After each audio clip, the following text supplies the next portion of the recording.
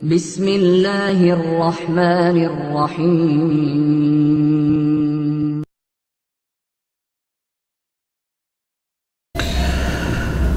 بسم اللہ الرحمن الرحیم المذہب الکلامی هو ان یورد المتکلم علی صحت دعواه حجتا قاطعتا مسلمتا عند المخاطب۔ علم بدیع کے محسنات معنوی میں ہماری بات چل رہی ہے۔ ان محسنات معنویہ میں صاحب جواہر البلاغہ کی ترتیب کے مطابق 10ویں نمبر پر جو محسن معنوی ہے وہ ہے المذہب الکلامی۔ اچھا جی، یہ مذہب کلامی سے کیا مراد ہے؟ بالکل آسان، فرماتے ہیں اگر ایک متکلم، ایک شخص اپنے دعویٰ کے صحیح ہونے پر،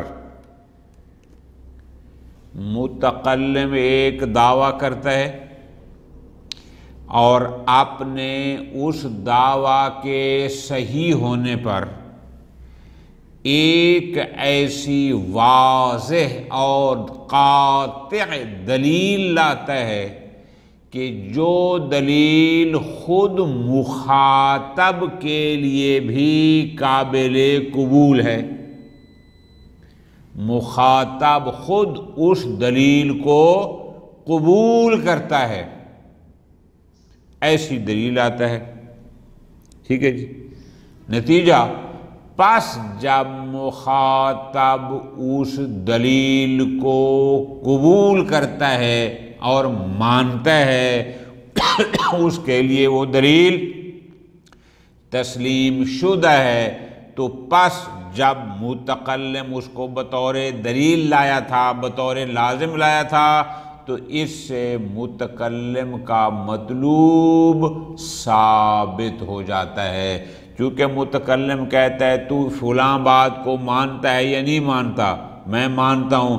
بس جب تو دلیل کو مانتا ہے تو پھر اس کا مطلب ہے جو دعویٰ میرا تھا، پھر اگر یہ دلیل صحیح ہے تو پھر میرا دعویٰ بھی صحیح ہے۔ اس کو کہتے ہیں مذہب کلامی۔ ایک انہوں نے نام دیا ہے، ٹھیک ہو گیا؟ خوب، بالکل آسان سی بات ہے۔ آیات مجیدہ میں سے اس پر شواہد پیش کیے گئے ہیں، بالکل آسان، کوئی اس میں زیادہ گہرائی والی بات اس طرح نہیں ہے۔ فرماتے ہیں المذہب الکلامی العاشر، المذہب الکلامی محسنات معنویہ میں سے 10ویں نمبر پر ہے المذہب الکلامی۔ یہ کیا ہے؟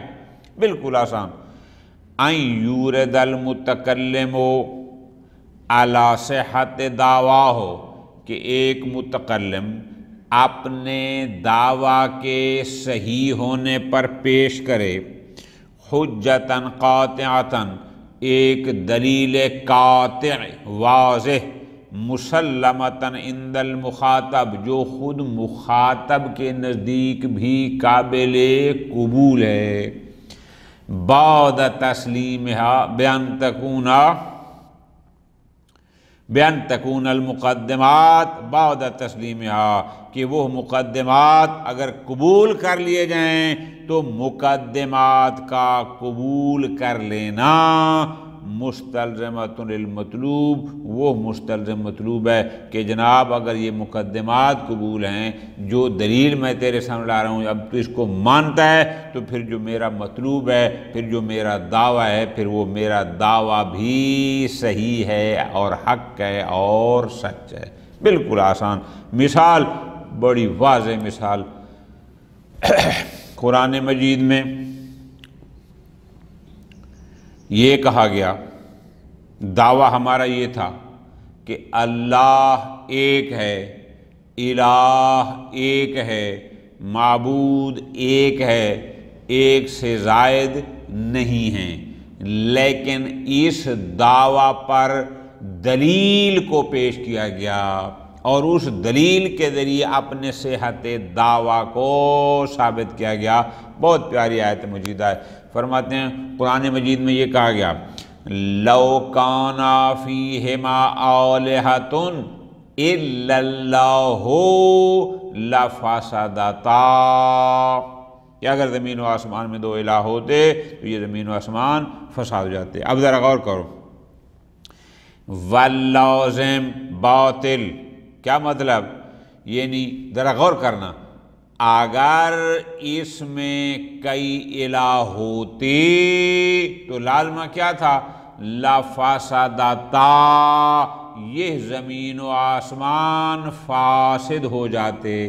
لیکن ہم نے دیکھا زمین و آسمان اپنے مقام پر قائم ہیں، یہ فاسد نہیں ہوئے، تو اس کا مطلب ہے واللازم باطل، زمین و آسمان کا فاسد ہونا باطل ہے۔ کیا؟ وہ تو قائم ہیں، بالکل ٹھیک ٹھاک ہیں، درست ہیں، اپنے مقام پر موجود ہیں، پاس ان کا موجود ہونا اگر لازم باطل ہے فقد الملزوم، تو پھر جو ملزوم تھا، کیوں؟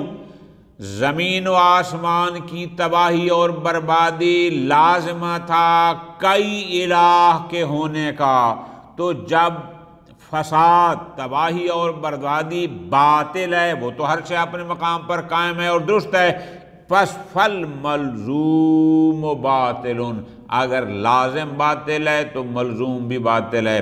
لازم کیا تھا؟ زمین و آسمان کا فاسد ہو جانا، تباہ و برباد ہو جانا، یہ تو باطل ہے۔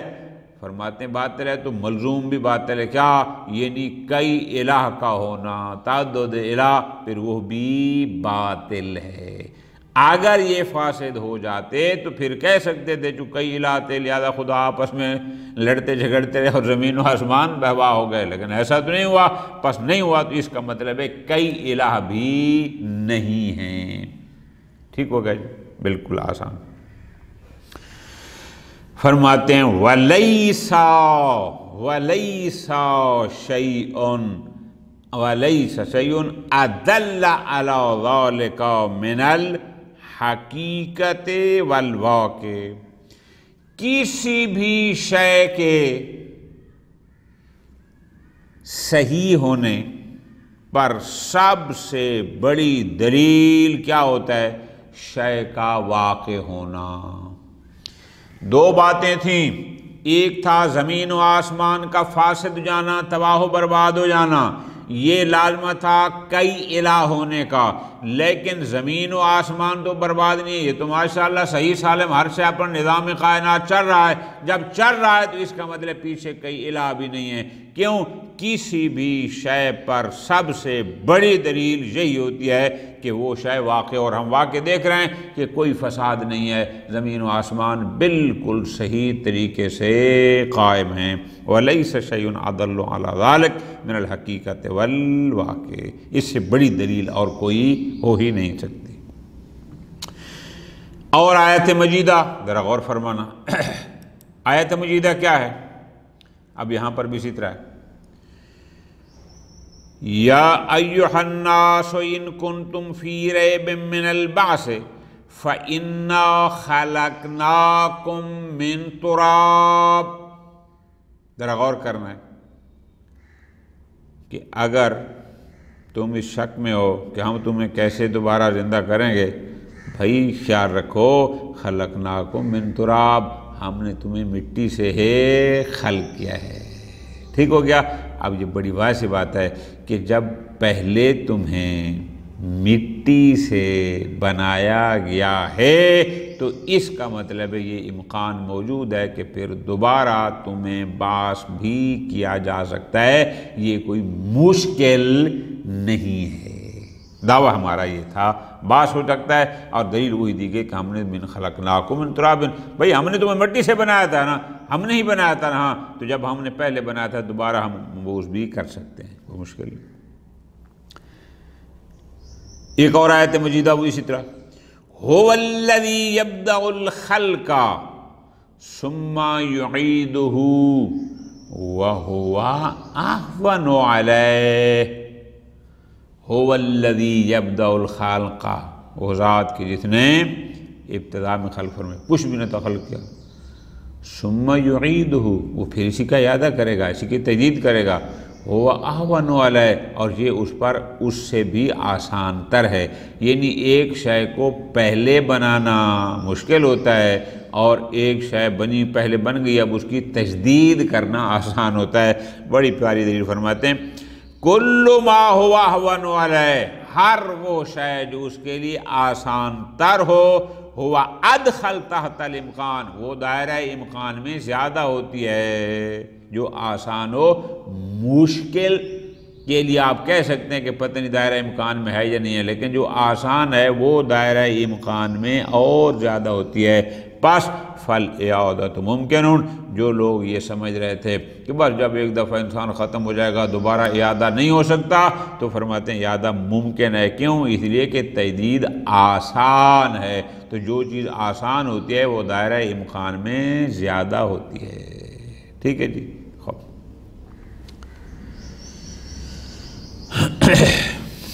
وَكُلُّ مَا هُوَ أَهْوَنُ عَلَيْهِ فَهُوَ أَدْخَلُ تَحْتَ الْإِمْكَانِ فَالْإِعَادَةُ مُمْكِنَةٌ۔ ختم ہوگی بات۔ سُمِّ هَذَا النَّوْعُ بِالْمَذْهَبِ الْكَلَامِ، اچھا محسنات معنویہ میں اس محسن کو مذہب کلامی کا نام کیوں دیا گیا؟ فرماتے ہیں اس لیے لِأَنَّهُ جَاءَ عَلَى طریقۃ علم الکلام والتوحید، اس لیے کہ یہ جو انداز ہے، یہ انداز علم کلام اور علم توحید کا ہے۔ وہ کیا ہوتا ہے؟ یعنی عبارت عن اصول الدین بالبراہین۔ علم کلام کیا ہوتا ہے؟ یعنی اصول دین کو ثابت کرنا بالبراہین العقلیۃ القاطعہ، ادلہ عقلیہ قاطعہ کے ساتھ اصول دین کو ثابت کرنا، یہ ہوتا ہے۔ ٹھیک ہوگا جی، علم کلام۔ لہذا یہ چونکہ انداز اسی قسم کا ہے، اس لیے اس کا نام بھی المذہب الکلامی، یعنی علم کلام والا طریقہ وہ رکھا گیا۔ خوب آسان ہو گیا۔ الحادی عشر، 11ویں نمبر پر جو محسنات معنویہ میں یہاں تحریر ہوا ہے وہ ہے حسن التعلیل۔ یہ بحث تھوڑی لمبی ہے اور ہم انشاءاللہ آج کوشش کرتے ہیں کہ اس کو مکمل کر لیں۔ حسن التعلیل، اب اس کو ذرا پہلے تھوڑا سمجھ لیں، آسان، اس کے بعد انشاءاللہ ہم اس کو اسی ترتیب سے پڑھتے ہیں، بالکل آسان۔ حسن تعلیل، ذرا غور کرنا، یہ جتنی بھی چیزیں ہیں ہر ایک کی کوئی نہ کوئی صفت ہوتی ہے، ٹھیک ہے جی، اور پھر اس کی کوئی نہ کوئی علت بھی ہوتی ہے۔ بارش، بادل سے بارش برستی ہے، ٹھیک ہو گیا جی، اب بارش کا کام کیا صفت ہے؟ بارش برسانا۔ اب اس بارش کے برسنے کی کوئی علت، کوئی سبب تو ہوتا ہے یا نہیں ہوتا؟ ذرا غور کریں، بہت مزیدار چیز ہے، یعنی جتنی بھی چیزیں ہیں ان میں کوئی نہ کوئی صفت ہوتی ہے، ذرا غور کرو، ٹھیک ہے جی۔ اب وہ صفت موجود ہے یا غیر موجود ہے، آگے ہم انشاءاللہ ترتیب اس کو پڑھتے ہیں، اور پھر اس کی کوئی نہ کوئی علت، کوئی نہ کوئی اس کا سبب بھی ہوتا ہے۔ ذرا غور کریں، بہت مزیدار بات ہے، بہت سارے اشعار ہیں، ہر شے کی کوئی صفت ہے، اس صفت کوئی نہ کوئی علت ہے۔ اب ممکن ہے وہ علت ایسی ہو جس کو ہم جانتے ہوں، ظاہری ہو، بھئی اس کی یہ سبب تھی، یہ علت بنی اور جس کی وجہ سے یہ ہوا، اور ممکن ہے کہ ہم اس علت کو نہ جانتے ہیں، ٹھیک ہو گیا، ہو سکتا ہے۔ بعض علل ایسی ہیں کہ جن کو ہم بھی جانتے ہیں، بعض علل ایسی ہیں کہ جن کو ہم نہیں جانتے، ٹھیک ہو گیا۔ حسن تعلیل میں یہ ہے کہ یہاں شاعر وہ جو علت حقیقی ہوتی ہے اس کا کرتا ہے انکار، اور اس کا انکار کر کے ایک اور علت کو پیش کرتا ہے۔ اس کو ہم کہتے ہیں کہ یہ علت ہے ادعائی۔ ایک ہوتا ہے ادعا، ایک ہوتا ہے حقیقت۔ حقیقت جو واقع ہو، ادعائی یعنی جس کا دعویٰ کیا جاتا ہے، وہ حقیقی نہیں ہوتا، وہ واقعی نہیں ہوتا، ٹھیک ہو گیا. اب ذرا اس کا موضوع ذہن رکھے، باقی بالکل آسان ہے، اشعار میں ہم اس کو بڑھتے آگے چلے جائیں گے. دوبارہ سن لے، حسن تعلیل کیا ہے؟ یہ جتنی بھی اشیاء ہیں ان کے کوئی نہ کوئی صفات ہیں. جیسے میں نے بالکل آسان، مثلا زمین میں زلزلہ آتا ہے، اب اس زلزلے کوئی علت ہے یا نہیں ہے؟ سورج گرہن لگتا ہے، چاند گرہن لگتا ہے، اب یہ لگتا ہے، بالکل لگتا ہے. اب جب لگتا ہے تو اسی کوئی نہ کوئی علت بھی ہے یا نہیں ہے؟ بالکل ہے. اچھا، بادل بارش برساتے ہیں، بالکل برساتے ہیں. اب بادلوں سے بارش کا آنا، اس کا کوئی نہ کوئی سبب ہے یا نہیں ہے؟ بالکل ہے. کوئی علت ہے یا نہیں ہے؟ اب جتنی بھی یہ صفات ہیں ان کی کوئی نہ کوئی علت ہوتی ہے. ممکن ہے کہ وہ علت ہمارے لیے معلوم ہو، ہم اس کو جانتے ہوں، ممکن ہے نہ جانتے ہوں، لیکن حقیقت میں واقع میں اس کی کوئی نہ کوئی علت ہوتی ہے. یہ ہو گیا علیحدہ. حسن تعلیل کیا ہے؟ تعلیل یعنی علت بیان کرنا. اب یہاں ہوگا علت بنانا. حسن تعلیل کا مطلب ہے کہ متکلم وہ جو علت واقعیہ اور حقیقیہ ہوتی ہے اس کا وہ کرتا ہے انکار کہ نہیں اس کی علت یہ نہیں، بلکہ اس کے لیے ایک اور علت بیان کرتا ہے جو اس کے ساتھ مناسبت رکھتی ہے، جس سے اس کی کلام میں حسن آ جاتا ہے، کلام خوبصورت ہو جاتی ہے، کلام میں ایک نئی جہت، ایک نیا انداز آ جاتا ہے جس سے وہ دل نشین ہو جاتی ہے. اس کو کہتے ہیں حسن التعلیل. اب باقی یہ ترجمہ جب ہم جاتے ہیں تو ایک ایک شعر پر میں آپ کو شاہد کلیئر کر بتاؤں کہ یہاں پر کیسے اس نے حسن تعلیل کیا ہے. چونکہ پہلے دن میں نے گزارش کی تھی آپ کو کہ جتنے بھی اس میں اشعار ہیں خالی اشعار کا ترجمہ جاننا یہ بات نہیں ہے. چونکہ ہم کوئی عربی ادب تو نہیں پڑھ رہے نا کہ ہم نے جناب عربی کے مشکل الفاظ کے ترجمے یاد کرنے نا، بلکہ یہاں جتنے بھی اشعار ہیں اصل ہے ان میں سے محل شاہد کو ڈھونڈنا. اب ہم اشعار پڑھتے ہیں، 6-7 اشعار ہیں اور جتنے بھی ہیں سارے پڑھتے ہیں. اب ہم نے ان میں تلاش کرنا ہے کہ یہاں شاعر نے حسن تعلیل کہاں کیا ہے، کہ اس کی اصلی علت کیا تھی، لیکن اس نے اس کام کی علت کس چیز کو بنا کر پیش کیا ہے، اپنی کلام کو حسین بنانے کے لیے. اب ذرا غور کرنا، کاپیاں آپ کے ساتھ ہیں تو ساتھ لکھتے جائیں گے تو پھر انشاءاللہ ہمیشہ یاد رہے گا. اب ذرا غور کرو.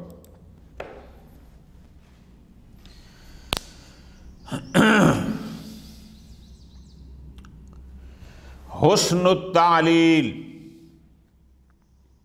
11واں محسنات معنویہ میں سے 11ویں نمبر پر ہے حسن التعلیل. تعلیل کیا ہوتا ہے؟ یعنی علت بنانا، دلیل بنانا، حسن التعلیل. ٹھیک ہے جی، ایک بہترین علت بیان کرنا. ٹھیک ہے جی. ان ينکر الادیب صراحتاً او ضمناً علت الشیء الحقیقیہ، کہ ایک ادیب ایک شے کی علت حقیقیہ کا انکار کرے، چاہے صراحت کے ساتھ انکار کرے کہ یہ اس کی علت نہیں، یا ضمناً یعنی کلام کو اس انداز میں لائے کہ جس سے یہ پتہ چلتا ہو کہ یہ اس حقیقی علت کو قبول نہیں کر رہا، یہ تو ایک نئی علت اور نئی دلیل اور نئی چیز پیش کر رہا ہے.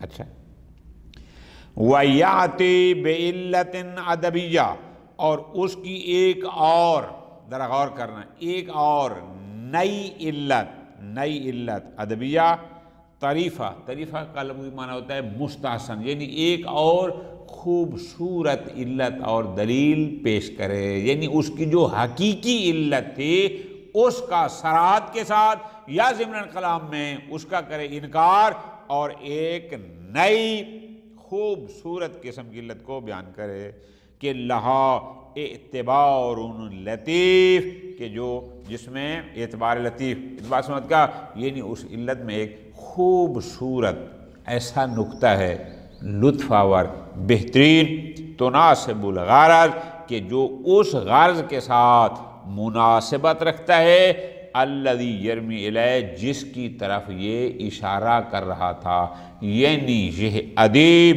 جس غرض کی طرف اشارہ کرنا چاہ رہا ہے اس کی طرف اشارہ مناسبت رکھتے ہوئے ایک نئی علت اور نئی چیز کو بیان کرے اور اس کی جو حقیقی علت تھی اس کا انکار کرے۔ یعنی ان الادیب یدعی لوصف علتا مناسبتا غیر حقیقیہ، کہ ایک ادیب ایک وصف کے لیے، ایک صفت کے لیے، جیسے میں نے کہا زلزلہ آتا ہے، سورج کو گرہن لگتا ہے، چاند کو گرہن لگتا ہے، بادل سے بارش برستی ہے، اب ان صفات کے لیے وہ کیا کرتا ہے، وہ دعویٰ کرتا ہے ایک ایسی علت کا مناسبتاً جو ہے تو مناسب اس مقصد کے، اس صفت کے، لیکن غیر حقیقیہ، وہ اس کی حقیقی علت نہیں ہے۔ ذرا غور کرنا، حقیقی علت نہیں ہے۔ وَلَكِنْ فِيهَا حسن و طرافہ، لیکن جو علت یہ بیان کر رہا ہے اس میں حسن ہے، اس میں خوبصورتی ہے، وہ اچھی ہے، وہ دل نشین ہے۔ فَيَزْدَادُ بِهَا الْمَعْنَى الْمُرَادِ، لہٰذا اس نئی علت جس کا یہ دعویٰ کر رہا ہے، اب اس کے ذریعے وہ معنی مراد، یعنی وہ مقصد جس کی طرف یہ اشارہ کرنا چاہتا ہے، اس سے اس کے جمال میں اور حسن میں، خوبصورتی میں، عظمت میں اضافہ ہوتا ہے۔ ٹھیک ہو گیا جی؟ اب ذرا یہ شعر سنیں، مزیدار۔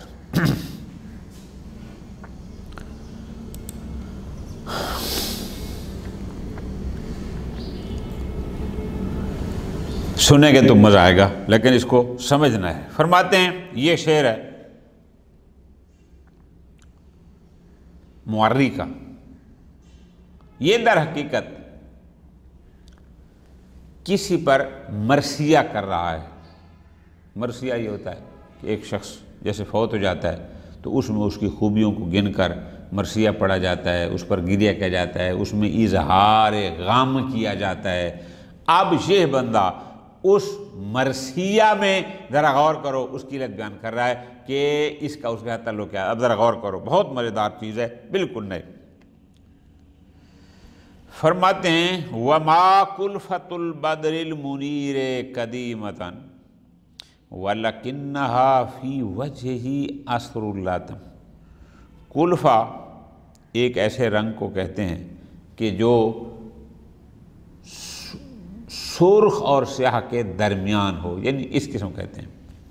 ذرا غور کرو، وَمَا كُلْفَةُ الْبَدْرِ الْمُنِيرِ، یہ تو بدر منیر ہے، ماہ تاباں، چمکتا چاند، اس میں جو کلفہ ہے جب آپ دیکھتے ہیں وہ پورا ہوتا ہے اور اس میں تھوڑی سی جو رنگت میں تبدیلی آتی ہے، وہ کہتے ہیں ما کلفۃ البدر المنیر قدیمتاً، یہ اس کی یہ جو رنگل ہے، جو مائل ہے تھوڑا یعنی سیاہ و سرخ کے درمیان، یہ اس کی کوئی قدیمی نہیں ہے۔ وَلَكِنَّهَا فِي وَجْهِهِ، بلکہ اس کے چہرے میں یہ کلفہ، یہ رنگ کی تبدیلی، اثر اللطم، لطم کہتے ہیں تھپڑ مارنا، یعنی مراد یہ چہرے پر کچھ مارا، بلکہ یہ لطم کا اثر ہے اور اس چہرے پر کچھ مارنے کا اثر ہے۔ اب یہ لفظی ترجمہ ہے لیکن آپ اسے لطف لیں، اور وہ کیا ہے؟ یہ جو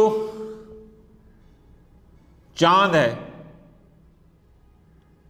اس چاند میں تھوڑی سی وہ جو سیاہ اور سرخی میل ایک رنگت کی تبدیلی ہے، اب اس کی ایک حقیقی علت ہے کہ آخر وہ کیوں ہے، لیکن شاعر اس کی اس علت حقیقیہ کا انکار کر کے ایک اور علت بیان کر رہا ہے کہ یہ وجہ ہے جس کی وجہ سے چاند کی وہ جو بدر منیر، جو ماہ تاباں ہے، جو چمکنے والا چاند ہے، لیکن پھر بھی اس کی رنگت میں وہ جو تھوڑی سی سیاہی میل ہے، وہ کیوں ہے؟ وہ کہتے ہیں اس کی علت یہ ہے۔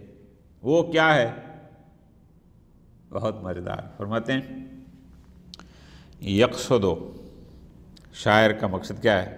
وہ یہ چاہتا ہے کہ ان الحسن علی المرثی، جس پر مرثیہ پڑھا جائے، یعنی جو جس پر مرثیہ پڑھا جاتا ہے، اب اس پر جو غم ہے نا، یہ غم شاملا کثیرا من مظاہر القول، یہ فقط میرے اوپر نہیں ہے، مرثیہ کرنے والے پر نہیں ہے، بلکہ اس کائنات کی بہت ساری چیزوں پر مشتمل ہے۔ ذرا غور کرنا ابو العلاء موری کی اس بات کو، وہ کہتا ہے کہ اس مرثی پر، اور جس پر مرثیہ پڑھا جاتا ہے، اس پر جو غم ہے، یہ حزن ہے، وہ فقط مجھے نہیں ہے، مرثیہ کرنے والے کو نہیں ہے، فلاں فلاں کو نہیں ہے، بلکہ اس کائنات کی بہت ساری چیزوں کو شامل ہے۔ اب اس مظاہر قول یعنی اس کائنات میں یہ چاند بھی آتا ہے، فَهُوَ لِذَلِكَ يَدَّعِي، اسی لیے وہ دعویٰ کر رہا ہے کہ غم فقط مجھے نہیں، غم فقط فلاں کو نہیں، بلکہ کائنات کی بہت ساری چیزوں کو اس غم نے گھیرا ہوا ہے، ان پر غم ہے۔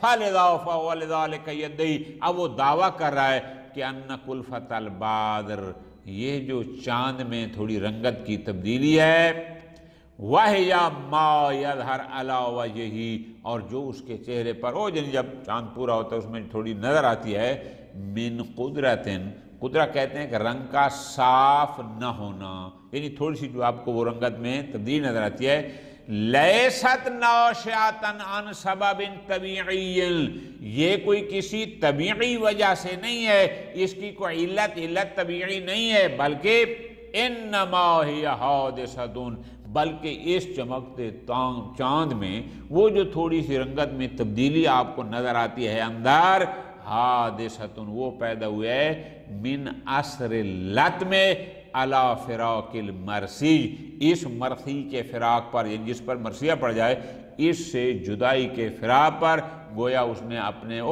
کوئی چیز چاند پر لگی، لطم کا لغوی معنی ہوتا ہے تھپڑ مارنا، اب تھپڑ تو مراد کیا ہوتا ہے، اس کے ہاتھ تو نہیں ہے، یعنی اس پر کوئی چیز لگی جس کے نتیجے میں چاند کا رنگ بھی بدل گیا۔ اب اس کو ذرا سمجھیں، پہلا شعر سمجھیں گے، آگے سارا آپ کے لکھا جائے گا۔ وہ کیا ہے؟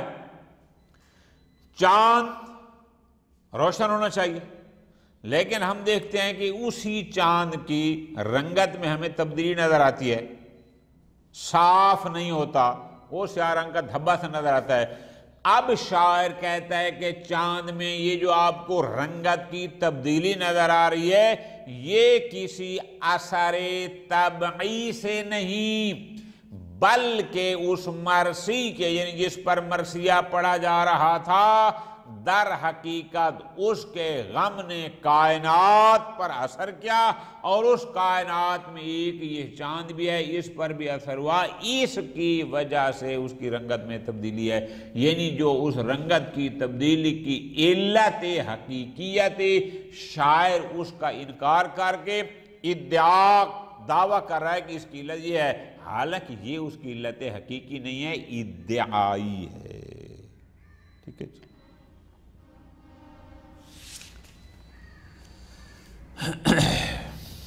ایک اور شعر،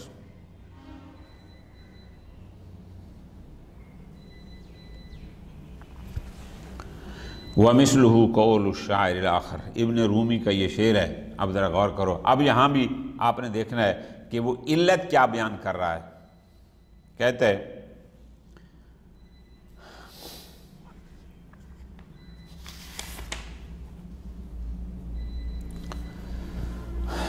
اما زکاؤن فلم تصفر اذ جنحت الا لفرقت ذاک المنظر الحسنی۔ ذرا غور کرو، ابن رومی کا یہ شعر۔ اما زکا بمعنی خورشید، سورج، تو صفر یعنی وہ زرد، جب شام کو جب غروب ہوتا ہے تو اس میں زردی سی آ جاتی ہے۔ جنحت، جنح کا معنی جانیں گے آپ، یعنی مائل بے غروب ہونا۔ اب فرماتے ہیں اما زکا، یہ جو سورج ہے، سورج، فلم تو سفر، یہ جو زرد رنگ کی اس میں وہ اصفرار کہتے ہیں، زرد رنگ ہو جانا، یہ جو اس میں زردی ہوتی ہے یہ نہیں ہوتی اس جانحت جب یہ مائل بے غروب ہوتا ہے. یعنی اب ذرا غور کرنا کہ یہ جو سورج غروب ہوتے وقت اس میں زردی آتی ہے، فلم تو سفر زردی نہیں آتی الا، اب الا کے ذریعے وہ اس سورج کی اس زردی کی علت بیان کر رہا ہے کہ وہ کیوں آتی ہے. الا لفرتقت ذاک المنظر الحسنی، مگر یہ کہ وہ جو منظر، جو حسین منظر تھا، اس سے جدا ہونے کے فراق کی وجہ سے اس میں زردی آ جاتی ہے. ٹھیک ہو گیا جی. یعنی اب یہ کسی کی تعریف کر رہا ہوگا، ظاہر ایک قصیدہ ہوگا لمبا چوڑا. اب ذرا غور کرو، فرماتے ہیں یقصدو، اب مقصود شاعر کیا ہے؟ شاعر کا قصد یہ ہے کہ ان الشمس لم تصفر عند الجنوب الى المغیب، کہ جب سورج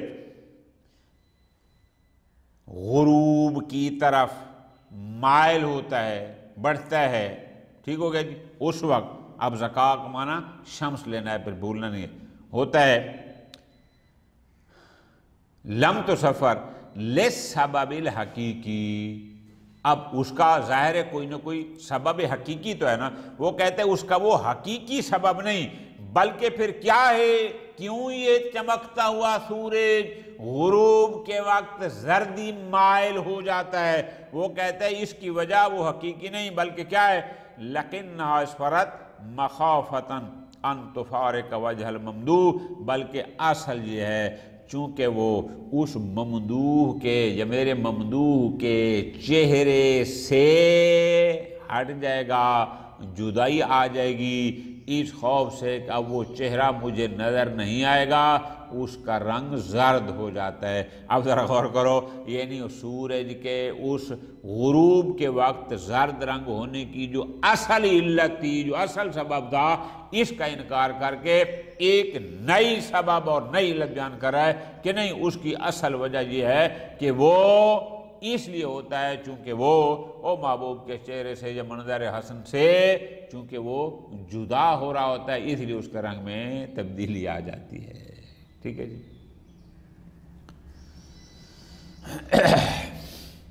اما زکاء فلم تصفر اذ جنحت الا لفرقت ذلک المنظر الحسنی. ومثلہ قول الشاعر الآخر. اب فرماتے ہیں ایک اور شعر وہ بھی ہمارے پاس موجود ہے. وہ شعر کیا ہے؟ وہ یہ ہے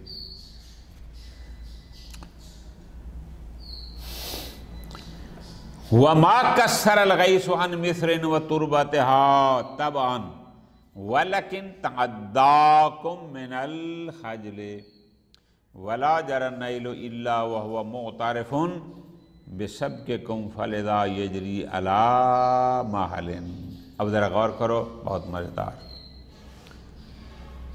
مَا كَسَّرَ الْغَيْثُ عَنْ مِصْرٍ، کسرہ تکسیر سے، یعنی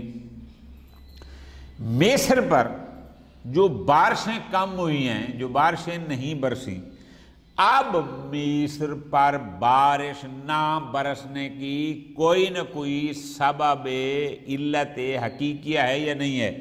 بالکل ہے. لیکن شاعر اب مصر میں اس بارش کے کم ہونے کی جو اصل علت ہے، طبعی جو اسی حقیقی سبب ہے، اس کا انکار کر کے ایک اور علت ادعائی بیان کرتا ہے کہ نہیں، اصل اس کی وجہ یہ ہے، طبعی نہیں ہے. ذرا غور کرو، مزیدار. اب ترجمہ سنیں پھر آگے کلیئر کرتا ہوں.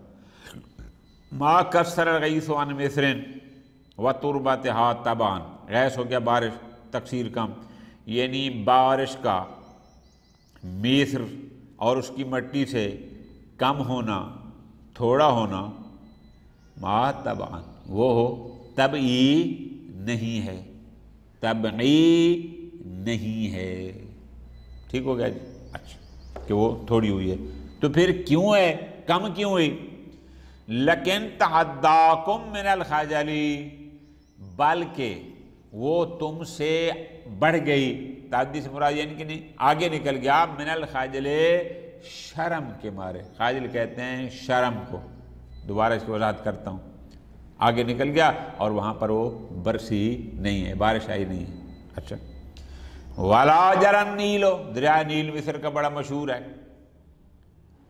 إِلَّا وَهُوَ مُعْتَرِفٌ بِسَبْقِكُمْ یہ جو دریائے نیل چل رہا ہے یہ دریائے نیل بھی نہیں چلا إِلَّا مگر کہ ہوا مُعْتَرِفٌ یہ دریا بھی اعتراف کرتا ہے بِسَبْقِكُمْ کہ تم اس سے آگے ہو.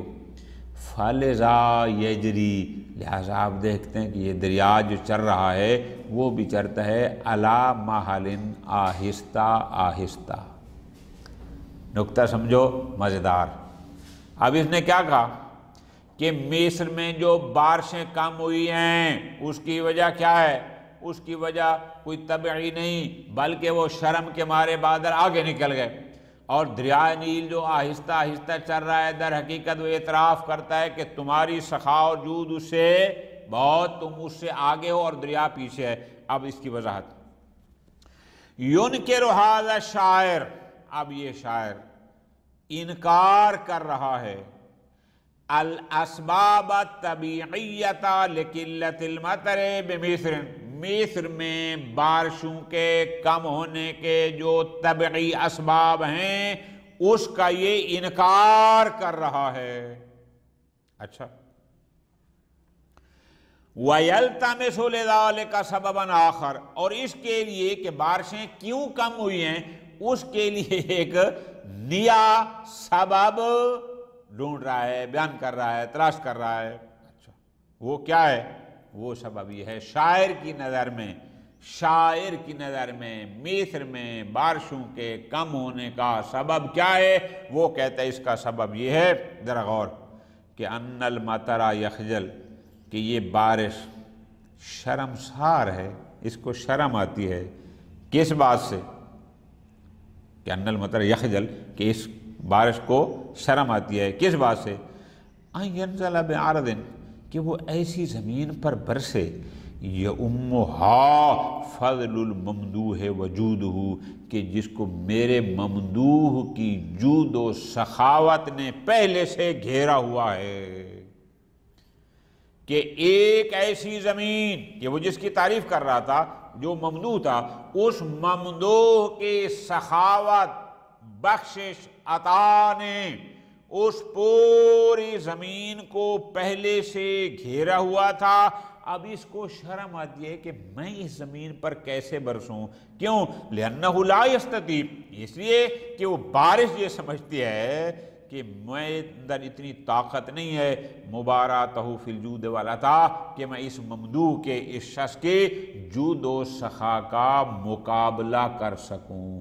چونکہ وہ تیری سخاوت کا مقابلہ نہیں کر سکتی وہ آگے نکل جاتی ہے. اب ذرا غور کرو, غور کیا کرنا ہے شعر میں کہ بارشوں کے کم ہونے کی اصل علت تو کوئی اور ہے, سبب حقیقی اور علت حقیقیہ کوئی اور ہے, لیکن شاعر اس سبب اور علت طبیعہ حقیقیہ کو قبول نہیں کر رہا, اس کا انکار کر رہا ہے. بلکہ وہ کیا کہتا ہے؟ وہ کہتا ہے چونکہ اس ملک مصر میں جس کی وہ تعریف میں قصیدہ لکھ رہا تھا, چونکہ یہاں پر آپ رہتے ہیں اور آپ کی سخاوت بارش سے بھی زیادہ ہے, لہذا بارش شرم کے مارے یہاں سے اوپر سے گزر کے آگے نکل جاتی ہے کہ وہ تیری سخاوت اور جود کا مقابلہ کیسے کرے. اس کو کہتے ہیں حسن التعلیل, یعنی ایک نئی علت کسی شے کے لیے بیان کرنا. اب آپ دیکھیں کلام میں کتنا مزہ آ گیا. خوب البتہ فرماتے ہیں یاد رکھنا یہ جملہ بہت ضروری ہے. کون سا؟ کہ لا بد فی العلت ان تکون ادعیہ. بہت مزیدار بات ہے, یعنی شاعر جو علت بیان کر رہا ہے خیال کرنا ضروری ہے کہ وہ علت حقیقیہ نہ ہو, علت ادعائیہ ہو, یعنی یہ دعویٰ کر رہا ہو کہ یہ علت ہے. اگر حقیقیہ ہوئی پھر تو کلام میں وہ لطف ہی نہیں رہے گا، پھر کلام کا وہ ہوش نہیں رہے گا۔ کلام کا ہوش تب رہتا ہے کہ جو علت یہ بیان کر رہا ہے وہ حقیقی نہ ہو بلکہ ادعائی ہو، یہ دعویٰ کر رہا ہو کہ اس کی علت یہ ہے۔ خوب، ختم۔ اگلی بات فرماتے ہیں